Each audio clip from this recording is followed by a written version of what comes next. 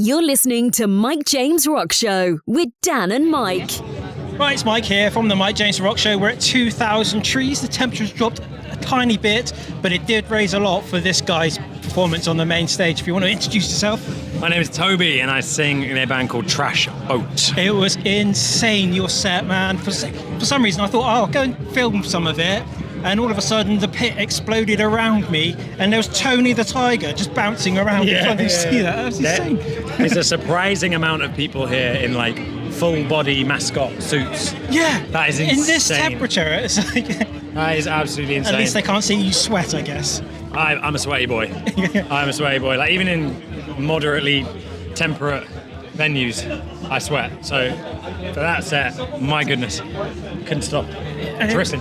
But the energy the crowd were giving, even though it was that, like 5 minutes before you came on stage, so there was no one there because they must have gone in to find the shade. In the shade, yeah. And then all of a sudden, the riff starts and fills up, and it was just insane. How was it for you up there? Because from where I was in the crowd, it just seemed like it was perfect. Yeah, unimaginable. I mean, this is my favourite thing in the world to do, and my sort of philosophy, if you can call it that, is that I want people in the crowd to move. I want them to go crazy. I want them to cut loose.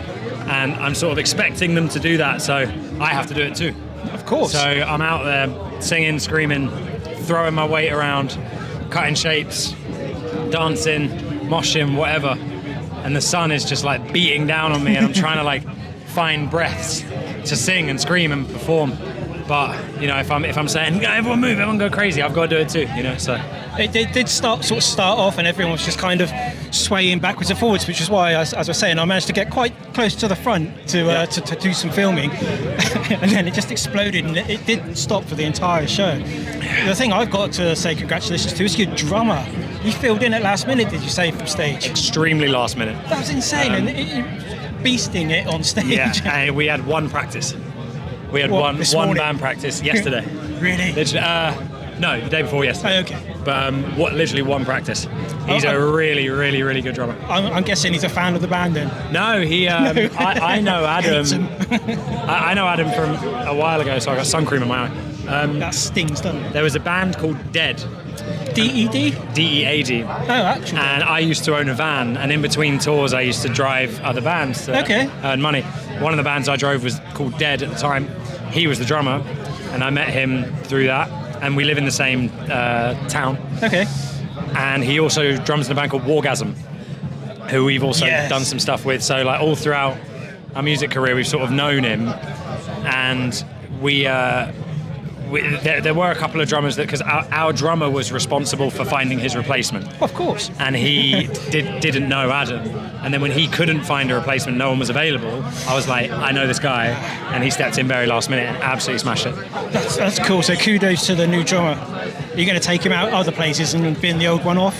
I mean, he did do a very good job. He did. He looked the part, giving it all the flares and the elbows up and stuff. Yeah, and he's not as ugly. You know what I mean? You also played what you said was some newer tunes. Is there new tunes on the way? Newer. So we did put out an album, I think it was last summer. Honestly, I should know. We put out an album a little while ago. Yeah. The tunes that we played were from that album. Oh, okay. But not to spoil anything, we've already recorded some new music. There is new music on the way.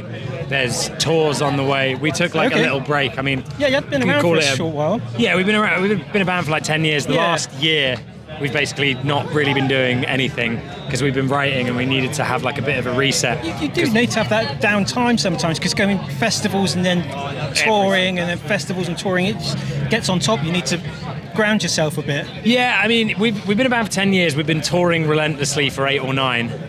And, you know, when you're 19, 20 years old and you're living with your parents and, you know, money doesn't really matter. You know, I got fired from however many jobs and all that kind of stuff. And it's like, who cares? Yeah. I want to go on as many tours as possible. And the company, like the band as a company, is, you know, making decent money and we're making enough to tour. It's really expensive to tour. Like, touring is particularly abroad. It's super getting expensive. more and more expensive, isn't it? Yeah, I mean, like, if you're going to go to America, like, if you're doing it cheaply, before you even touch down on American soil, you're spending like 15 grand. Ouch. And because we were doing so many tours and we made a couple of like bad decisions in regards to like, we want to do this tour because it's fun. We know we're going to lose money. but it's with our mates and we love touring so much, and we were like, fuck it, we're just going to do it. Doing it for publicity. And doing it for fun, honestly, just doing it Yeah. for the love of the game. And we just did a few too many of those.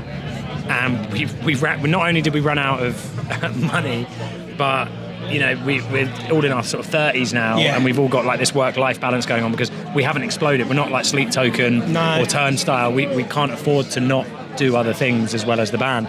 And those things sort of were starting to suffer as well. And we needed to just have like a hard reset.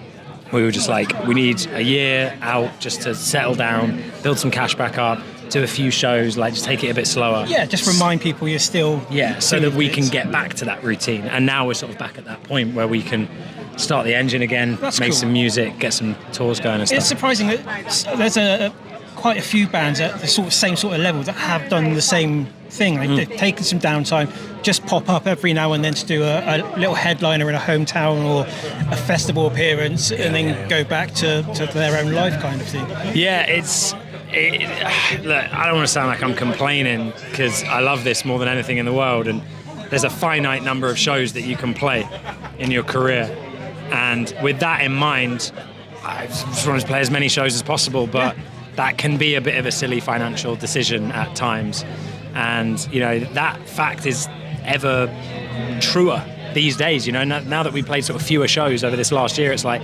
God, we're like, at some point it will end and we will play our final show.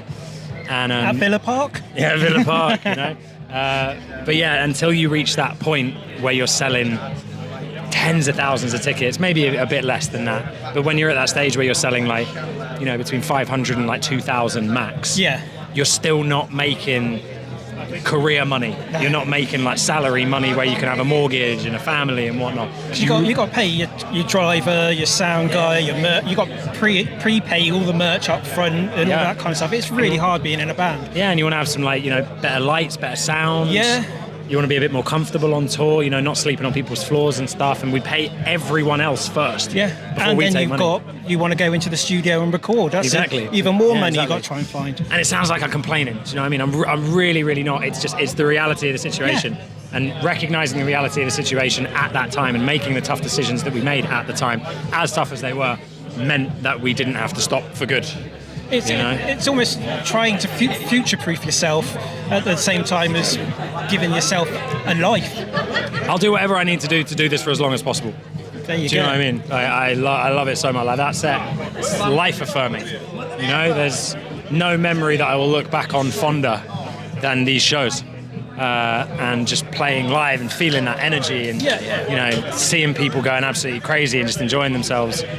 And I want to do it for as long as possible until I literally... When you say jump and people jump, it's like... Yes, Yeah, wicked, man. isn't it? Yeah, wicked. energy. So sick. You mentioned it just now, there is some new stuff coming. You got any idea of when that's going to come, or can you not say just yet? The new music itself, we wanted to get out a little bit sooner. Okay.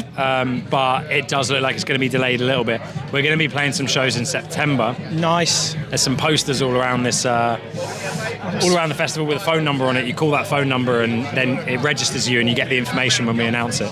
Ah, okay. It's all very markety, very So I might cryptic, snap that and post it in the story kind of thing. Yeah, with the number, that'd be awesome. And yeah, that's like a little, it's not like a tour, but it's shows. And then either before or after or like during that, we'll be announcing new music as well. It's like we've written and recorded a chunk of it, and there's just the other chunk, and we want to release it as like a full package. Yeah, So we want that to make sure makes it's like fully done. sense. That's cool. So watch out, and if you see that number, text it to find out the information. Absolutely.